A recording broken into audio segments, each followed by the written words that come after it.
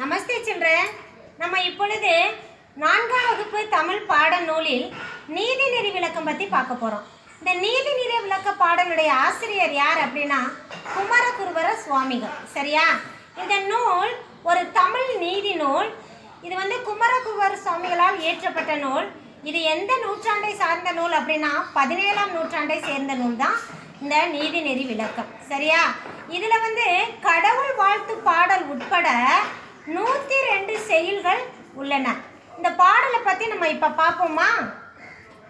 கண்ணோக்கு அரும்பா முகமே நாள் மலரா இன்மொழியின் வாய்மையே தீங்காயா வன்மை பலமா நலம் கனிந்த பண்புடையார் அன்றே சலியாத கற்ப தரு.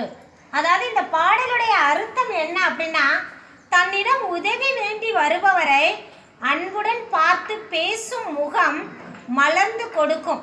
அப்படி பேசும்போது இனிய சொல்லாக பேசும்போது அந்த இனிய சொல் காயாகவும், அவர் கொடுக்கும் கொடைனா என்ன, இப்போ என்கிட்ட இல்லை அப்படின்னு நான் உன்கிட்ட கேட்கும்போது நான் கேட்குறத நீ மனமாற கொடுக்குற, அது உதவி. அந்த மாதிரி உதவி செய்யும்போது அது எப்படி காணப்படுது அப்படின்னா பழமாகவும் காணப்படுது. சரியா? இப்படி பழமாக காணப்படக்கூடிய அந்த சொல் எப்படிப்பட்டதாக இருக்கு அப்படின்னா, வானில் உள்ள கற்பக மரம் போன்றவர் அவர்.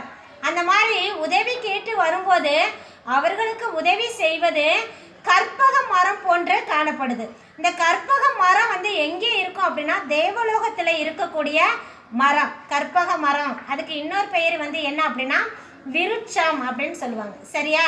அதாவது தன்னிடம் உதவி கேட்டு வருபவர்களுக்கு தரேன் அப்படின்னு சொல்றது காயாகவும், அதை நம்ம கொடையாக கொடுக்கும்போது அது கனியாகவும் பழமாகவும் இருப்பதாக இந்த பாடலுடைய கருத்து கூறப்படுது. புரியுதா? அதாவது இந்த பாடலுடைய ஆசிரியர் குமரகுருபர சுவாமிகள். சரியா? இது 17ஆம் நூற்றாண்டை சேர்ந்த நூல். எந்த நூற்றாண்டை சேர்ந்த நூல்? 17ஆம் நூற்றாண்டை சேர்ந்த நூல். இன்னொரு வாட்டி நான் பாடலை ரீட் பண்ணுறேன், நல்ல கவனி. திரும்ப நீ இதை படிச்சுட்டு வரணும். சரியா? கண்ணோக்கு அரும்பா முகமே நாள் மலரா இன்மொழியின் வாய்மையே தீங்காயா வன்மை பலமா நலம் கனிந்த பண்புடையார் அன்றே சலியாத கற்ப தரும். குமரகுருபர சுவாமிகள். இந்த பாட்டில் ஏதாவது உனக்கு டவுட் இருக்காமா? ஏதாவது டவுட்னா கேளு. ஓகேவா? நெக்ஸ்ட் கிளாஸில் பார்க்கலாமா? Thank you children.